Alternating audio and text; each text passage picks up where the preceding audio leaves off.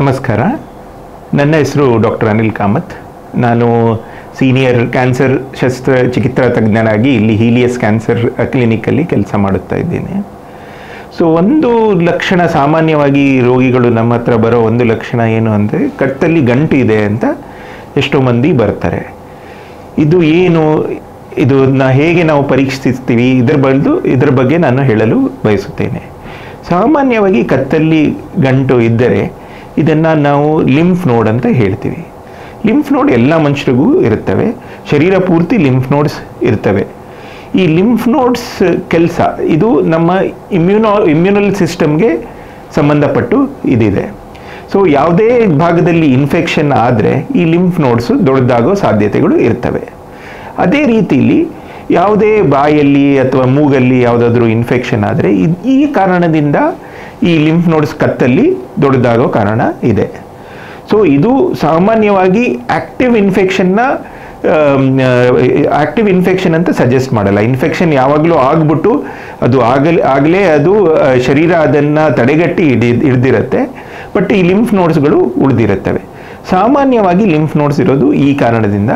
ಇದನ್ನು ನಾವು ರಿಯಾಕ್ಟಿವ್ ಲಿಂಫೆಡಿನೈಟಿಸ್ ಅಂತ ಹೇಳ್ತೀವಿ ನಮ್ಮ ಮೆಡಿಕಲ್ ತಜ್ಞರು. ಸಾಮಾನ್ಯವಾಗಿ ಇದು ಏನೂ ತೊಂದರೆ ಕೊಡೋದಿಲ್ಲ, ಇದಕ್ಕೆ ಏನೂ ಮಾಡೋ ಅವಶ್ಯಕತೆಯೂ ಇಲ್ಲ. ಹೆಚ್ಚಿನ ಕತ್ತಿನ ಗಂಟುಗಳು, ಈ ಲಿಂಫ್ ನೋಡ್ಸ್ಗೆ ಸಂಬಂಧಪಟ್ಟ ಗಂಟುಗಳು ಈ ಕಾರಣದಿಂದ ಇರ್ತವೆ. ಬಟ್ ಎಲ್ಲ ಲಿಂಫ್ ನೋಡ್ಸ್ಗಳು ಇದೇ ಕಾರಣದಿಂದ ಅಂತ ಆ ಕಲ್ಪನೆಯಲ್ಲಿದ್ದರೆ ತಪ್ಪಾಗುತ್ತವೆ. ಹೆಚ್ಚಿನ ಲಿಂಫ್ ನೋಡ್ಸ್ಗಳು ಈ ಥರ ಇರ್ತವೆ, ಒಂದು 10ರಲ್ಲಿ 7-8 ಈ ಥರ ಇರ್ತವೆ. ಬಟ್ ಒಂದೆರಡು ಬೇರೆ ಕಾರಣಗಳಿಂದನೂ ಇರೋ ಸಾಧ್ಯತೆಗಳು ಇರ್ತವೆ. ಆ ಬೇರೆ ಕಾರಣಗಳು ಏನು ಅಂದರೆ, ಒಂದಂದರೆ ಭಾರತ ದೇಶದಲ್ಲಿ TB ಕಾಯಿಲೆ ಬಹಳ ಕಾಮನ್ ಆಗಿದೆ. ಎಷ್ಟೋ ಜನರಿಗೆ ಏನೂ ಸಿಂಪ್ಟಮ್ಸ್ ಇಲ್ಲದೆ, ಏನೂ ಲಕ್ಷಣಗಳಿಲ್ಲದೇನೂ TB ಕಾಯಿಲೆ ಇರೋ ಸಾಧ್ಯತೆಗಳಿರ್ತವೆ. ಸೊ ಈ ಲಿಂಫ್ ನೋಡ್ಸು TB ಕಾಯಿಲೆಯಿಂದನೂ ಇರೋ ಸಾಧ್ಯತೆಗಳು ಇರ್ತವೆ. ಮುಂದೆ ಬಂದು ಕ್ಯಾನ್ಸರ್ ಕಾರಣದಿಂದ ಈ ಲಿಂಫ್ ನೋಡ್ಸ್ ಇರೋ ಸಾಧ್ಯತೆಗಳು ಇರ್ತವೆ. ಸೊ ಯಾರಿಗಾದರೂ ಈ ಥರ ಲಿಂಫ್ ನೋಡ್ಸು ತುಂಬ ದೊಡ್ಡದಾಗಿದೆ ಅಥವಾ ಇದು ಬೇರೆ ಲಕ್ಷಣಗಳ ಜೊತೆ ಸಂಬಂಧಪಟ್ಟಿದೆ ಅಂದರೆ ಇದು ಖಂಡಿತವಾಗಲೂ ಇದನ್ನು ಮುಂದೆ ಪರೀಕ್ಷೆ ಮಾಡಬೇಕು. ಇದು ಕ್ಯಾನ್ಸರ್ 2 ಥರ ಇರ್ಬೋದು. ಒಂದು, ಇದು ಲಿಂಫ್ ನೋಡ್ದೇ ಕ್ಯಾನ್ಸರ್ ಇರ್ಬೋದು. ಇದನ್ನು ನಾವು ಲಿಂಫೋಮಾ ಅಂತ ಹೇಳ್ತೀವಿ.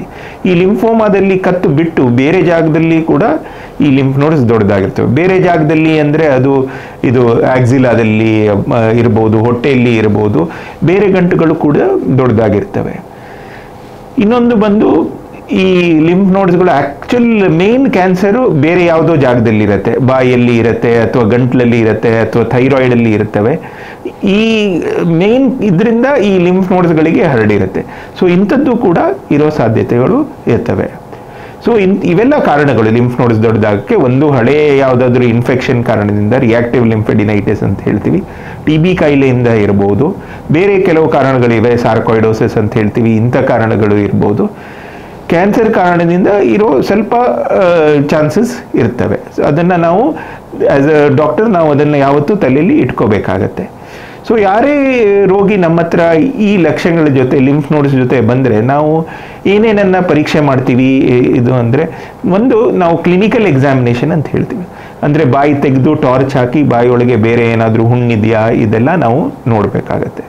ಅದು ಬಿಟ್ಟರೆ ಲಿಂಫ್ ನೋಡ್ ಒಂದೇ ಜಾಗದಲ್ಲಿ ಇದೆಯಾ ಅಥವಾ ಬೇರೆ ಕಡೆನೂ ಇದೆಯಾ, ಹೊಟ್ಟೆಯಲ್ಲಿ ಬೇರೆ ಗಂಟುಗಳಿದೆಯಾ, ಇವೆಲ್ಲ ನೋಡಬೇಕಾಗತ್ತೆ. ನೆಕ್ಸ್ಟ್ ಬಂದು ಪರೀಕ್ಷೆಗಳಿಗೆ. ಸಾಮಾನ್ಯವಾಗಿ ಇದು ಏನೇ ಅಂತ ಸೀರಿಯಸ್ ವಿಷಯ ಅಲ್ಲ ಅಂತಿದ್ರೆ ಏನೂ ಪರೀಕ್ಷೆಗಳು ಬೇಕಾಗಿಲ್ಲ.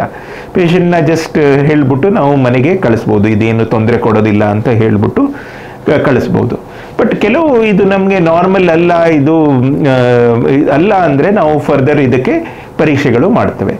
ಸಾಮಾನ್ಯವಾಗಿ ಹೆಚ್ಚಿನ ಸಲ ಈ ಲಿಂಫ್ ನೋಡ್ ಏನಾದರೂ ಕ್ಯಾನ್ಸರ್ ಅಂಶ ಇರ್ಬೋದು ಅಥವಾ TB ಅಂಶ ಇರ್ಬೋದು ಅಂದರೆ ಚಿಕ್ಕ ಸೂಜಿ ಹಾಕ್ಬಿಟ್ಟು ಸ್ವಲ್ಪ ಅಂಶನ ತೆಗೆದುಬಿಟ್ಟು ಅದನ್ನು ಪೆಥಾಲಜಿಸ್ಟ್ ಹತ್ರ ಕಳಿಸ್ತೀವಿ. ಇದಕ್ಕೆ ನಾವು FNAC ಅಥವಾ ಫೈನ್ ನೀಡಲ್ ಆಸ್ಪಿರೇಷನ್ ಸೈಟಾಲಜಿ ಅಂತ ಹೇಳ್ತೀವಿ. ಈ ಪರೀಕ್ಷೆನ ನಾವು ಸಾಮಾನ್ಯವಾಗಿ ಮಾಡಿಸ್ತೀವಿ.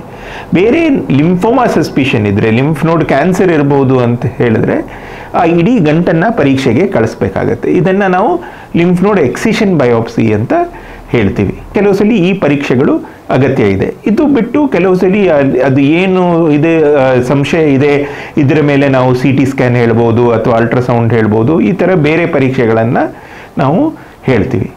ಸೊ ಈ ಥರ ಗಂಟುಗಳು, ಲಿಂಫ್ ನೋಡ್ ಗಂಟುಗಳು, ನೀವು ಏನು ತಿಳ್ಕೊಬೇಕಾಗಿರೋ ಅಂಶ ಏನು ಅಂತ ಹೇಳಿದ್ರೆ, ಇದು ಸಾಮಾನ್ಯವಾಗಿ ಇರುವಂಥದ್ದೇ ವಿಷಯ. ಹೆಚ್ಚಿನ ಸಲ ಇದರಲ್ಲಿ ಏನೂ ತೊಂದರೆ ಇರೋದಿಲ್ಲ, ಬಟ್ ಒಂದೊಂದು ಸಲ ತೊಂದರೆ ಇರೋ ಸಾಧ್ಯತೆಗಳು ಇವೆ.